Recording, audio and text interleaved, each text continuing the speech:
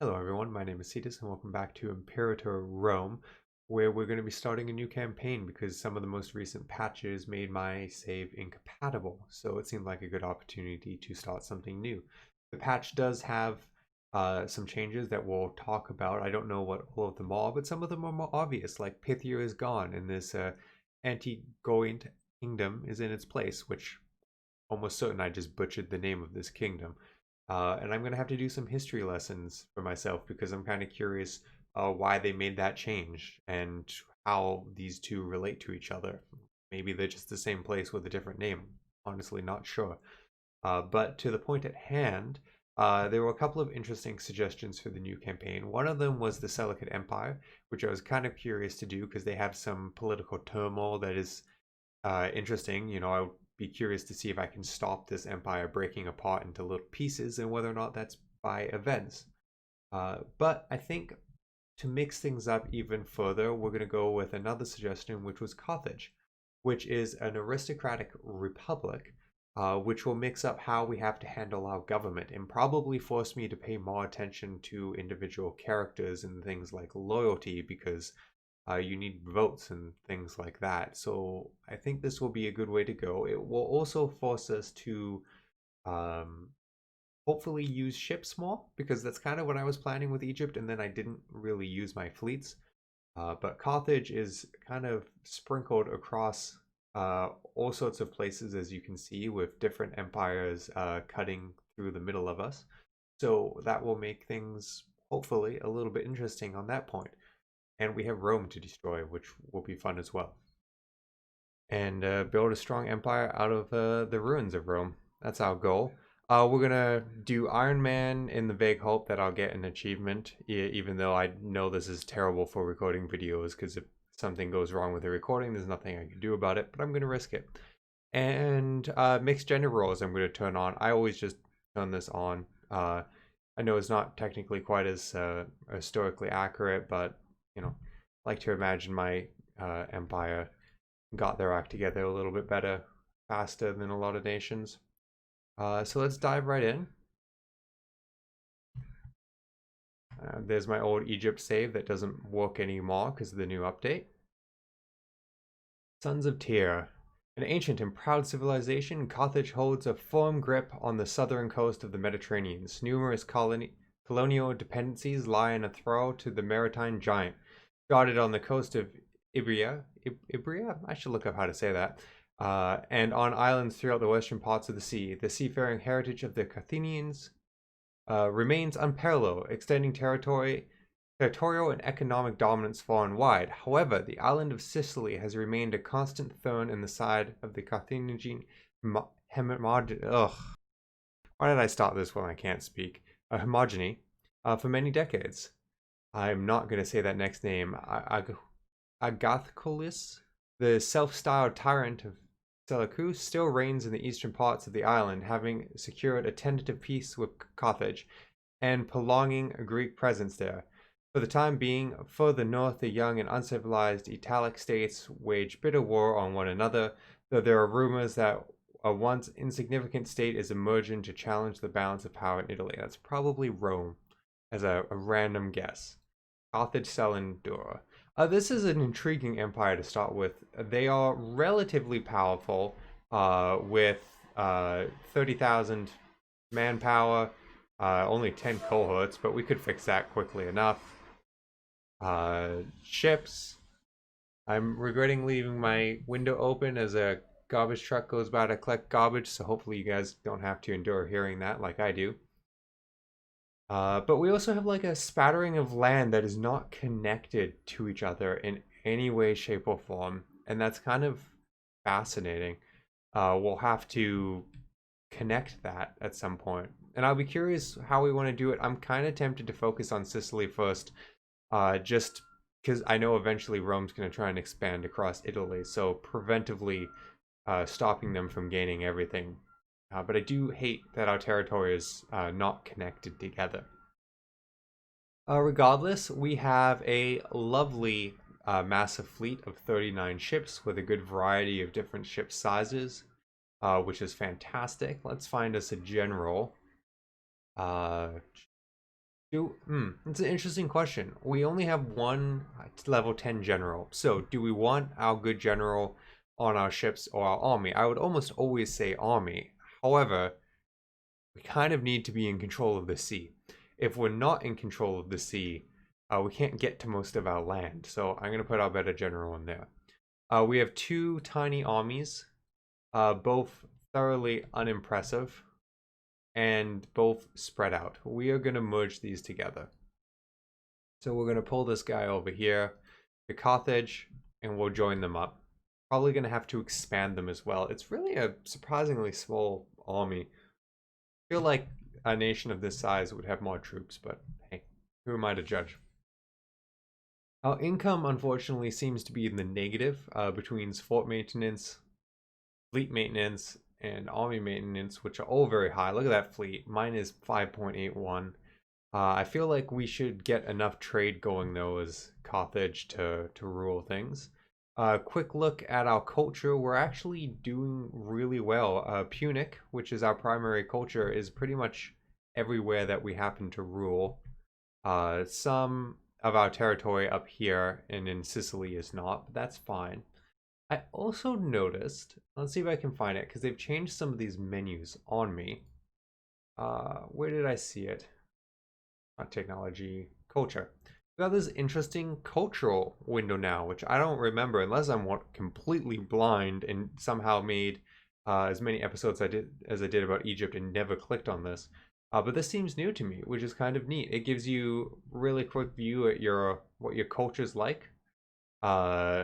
The number of population, your primary culture happiness, the types of population you have. But also, and I don't remember this as well, we have a bunch of cool decisions. You can found a colony, which gives you migration attraction, population assimilation speed, it loses loyalty, some penalties. It's just interesting. Right of intermarriage. I'll probably take a peek at these at some point between episodes, see if anything's useful, but kind of intriguing. Also, our decisions are now in the government menu, which is kind of intriguing. And I saw this one, Divine Sanctuary, which this one fascinates me. We lose a bunch of stability. We adopt the imperial cult government form, type monarchy, and rulers reign for life. What it requires, though, is a massive empire of 200 territories and an amazing leader. Look at the stats there. Charisma 8, Finesse 8, Martial 8, Zeal 10. That's fascinating. I would love to do that one day, though. I don't know if we'll ever get a leader of that quality. And then we can change religion. We can embrace different religions. Where right now, we are Kenite? It's two A's in there. I don't know how that's pronounced. Like, I don't know how a lot of things are pronounced. But then granted, I can barely pronounce English words some days. Okay, let's dive into some more things. We're lacking generals. We're only going to give the one empire a general, and we'll give it to this 18-year-old. We are missing the other one, but we're going to merge it, so I'm not going to bother assigning. Interestingly, the population of Carthage is starving right off the bat. That's not the most encouraging. We're exactly even. We're not losing food. We're not gaining food. That doesn't really sound like starving to me, but oh, we have nothing we can import. So I guess right off the bat, I'm going to invest 80 of my political power. That's most of my political power. Okay, let's hold that thought. I think I'm going to invest in a trade route so I can bring fish or something in. But we'll see what we do with the rest of this. Well, we can afford a technology. This might be worth investing in, since we do know we're destined to be at war with Rome. And Rome is really good at keeping the technology up. This is going to matter a lot more than our previous game we were playing on this channel. We're going to want to be, able to face them technologically wise. I can grab siege engineers right off the bat. Because I'm going to guess I'm going to be at war soon.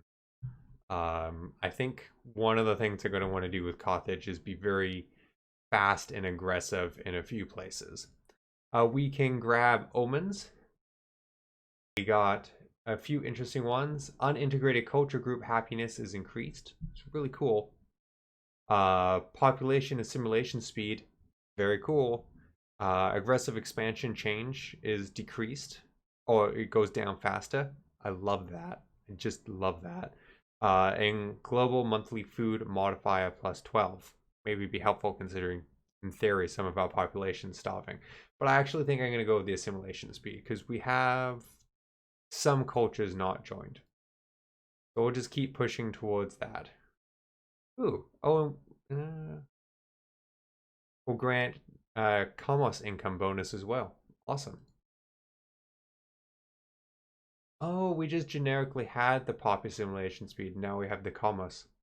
Okay, well that's what I was expecting, but also super useful. So I'm not upset by that. Happy discovery. Available decisions, embrace social equality.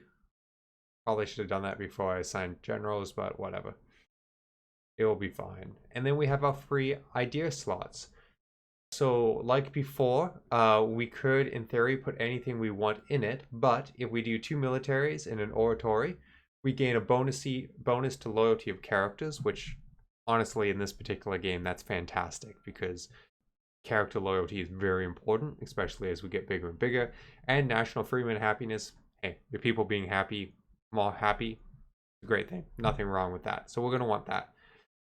So for military, at the beginning of the game, we can grab morale of armies, +5, shipbuilding cost cheaper, reinforcement speed better, and army morale.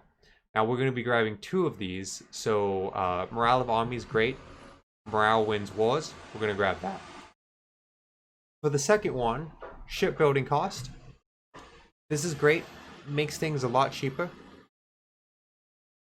Sorry, just listening to that truck again go leave, hopefully not return.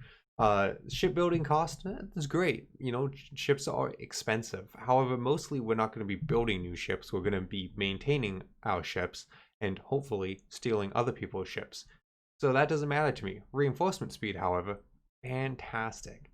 You lose a fight for whatever reason, outnumbered, you made an error, things happen. This means you can recover from your mistakes faster. So it's a lovely one. We're going to ignore civic and religious because we want an oratory for our ability. So corruption, monthly corruption goes down. This one's kind of neat because it allows us to make some less righteous decisions and not suffer for it for too long. Loyalty of generals and admirals. You can probably get what my feeling is on this because having these guys not betray you, kind of important. Maximum opinion of your neighbors goes up. Also pretty important, but less important. We're going to take the generals. So now we get our super bonus. Apparently we can colonize? Sure. Colonize out, that seems great. Oh, look at this little ball with the happiness. I'd be curious how many of the little tiny UI changes I noticed, because they seem to have lots of little ones. Oh, and my support of the Senate, right? We're going to have to deal with Senates. So we're going to end up talking about Senates in this game at some point, because that's going to be a big deal. The advantage of the Senate is we don't need to worry about a leader quite so much. What party? Oh, we have 3 parties. Interesting. I think the only republic I've ever played of in this game is Rome, and then somehow every other choice I've made has been a monarchy, or tribal chiefdom, which is also interesting. But we have Democrats, traditionalists, and oligarchs. And they're all relatively happy, which is good. We're gonna have to ensure that decisions we make, they're gonna help us or get in our way, right? Like, if I go to declare war, I can't go to war with them. But they have to basically approve some of the major decisions that we make. So that will be an interesting factor. Now, enough talking. I've somehow managed to do 14 minutes of just the setup. Let's actually continue talking despite what I just said. Missions. We need to decide on our first. I just hit the table, so you probably had some awful sounds from the mic, so I apologize for that. I don't know why I emphasized it with a desk smash, but there we go. An end to the Sicilian War. This mission will be considered complete when we've annexed the entirety of Sicily, which is this lovely island here. Aftermath of the revolution. This mission will be considered complete when the lingering conflicts from the Balimakar's revolution have been resolved. I don't actually know what this is about. It makes me wonder if some things are going on, and it kind of sounds important to do.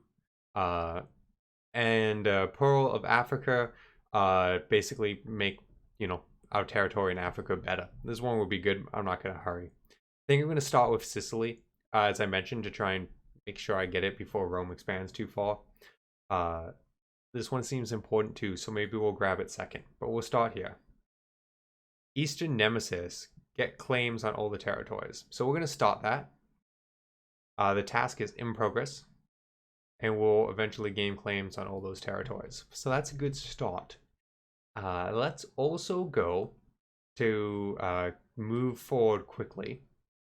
At some point we need to look at laws, but I don't have political influence to do anything, so let's not worry about it.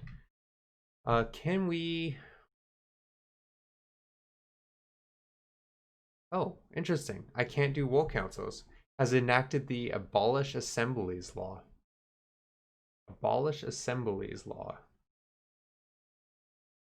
Why? I'm blind. I don't see that. That is what it said, right? Oh, we need to have that to be able to do it. Okay, so I was looking at all the ones highlighted as done. Abolish assemblies. Interesting. Enables the Senatorial War Council. Increase political influence. Fascinating. Assembly of Residents. Monthly corruption. Assembly of Soldiers. Fabrication costs. Monthly tyranny. Huh. Cute. Right now, our military is set to elites, so we have better army morale and recovery speed. We can also have monthly war exhaustion or army maintenance, draft power. Okay, I'll look at these in a bit. I don't want to make... I don't want this to just be that. So let's unpause, because I think we're going to just end up having to wait. Who do we want as our allies?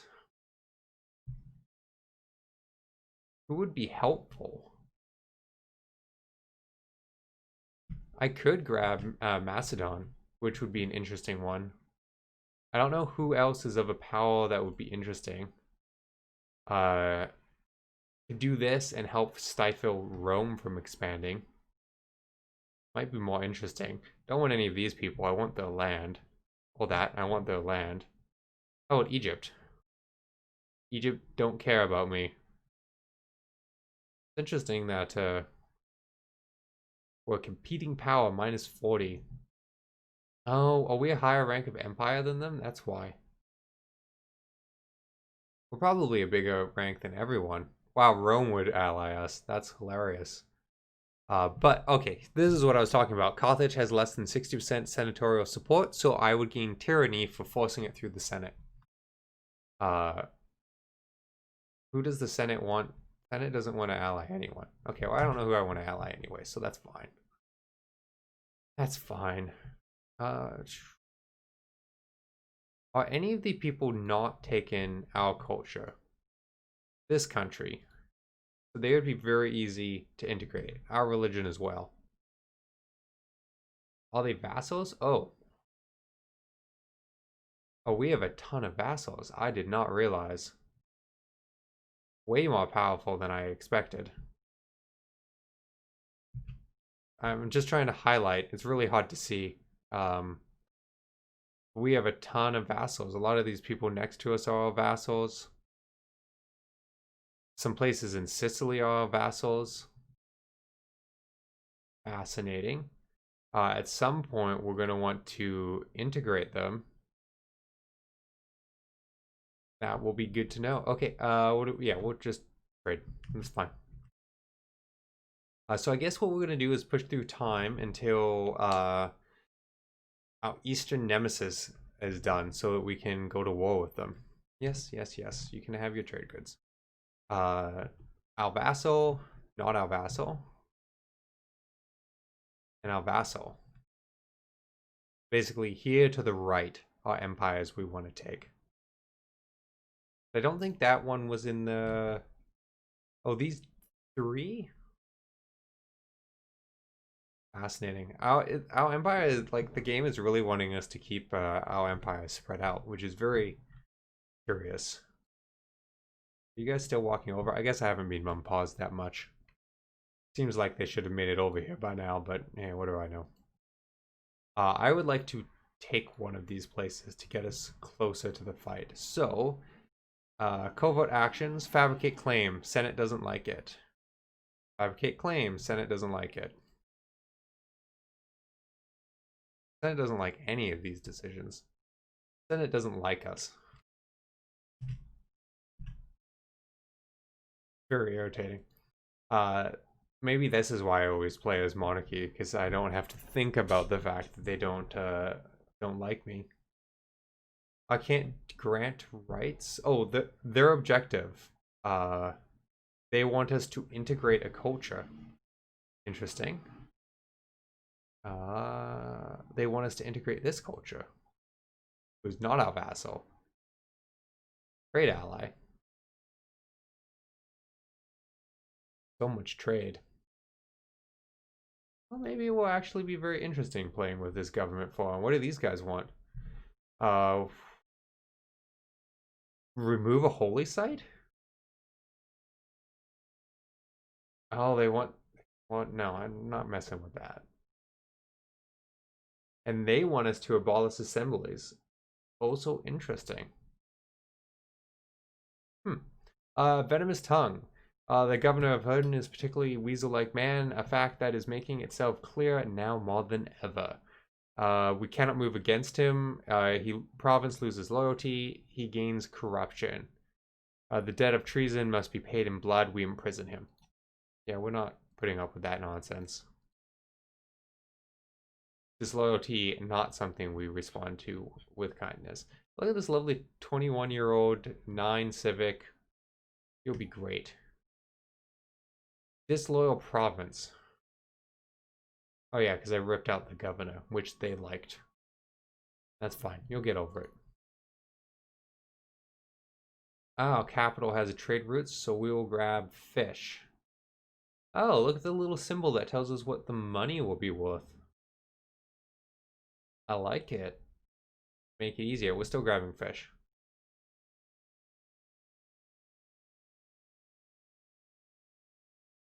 We are still grabbing fish. It's just how it's going to be. Almost done. That. The Sicilian situation. For almost 200 years, we have pressed our claims in the island of Sicily, trying and failing to integrate its resourceful defenders into our empire. Our foothold on the western half of the island has cost us much blood and sweat. And while we more than once brought the island's power to the needs, they always drove us back in the end. In recent memory, this dude, the tyrant of Syracuse, drew us into our 7th conflict over the island in a bid to force us into ceding our Sicilian holdings, even invading Africa and laying siege to Carthage herself. Ultimately, this person was soundly defeated in 448, so 3 years ago, and accepted a status quo peace. Today, many in the Senate argue that if we were to be taken seriously by the Greeks, we must bring an end to their rivals, whose very existence is a shameful reminder of our past blunders. We have received news that a local aristocrat in the Sicilian looks upon us favorably, and we have offered to help put an end to the Sicilian dominance of Eastern Huns. So we gain claims by all territories held by the Sicilians in Eastern Sicily. Absolutely wonderful. So now, click to pick a goal for the fight. So now we have goals here. Not there. Not there. So it's just going to be that one empire.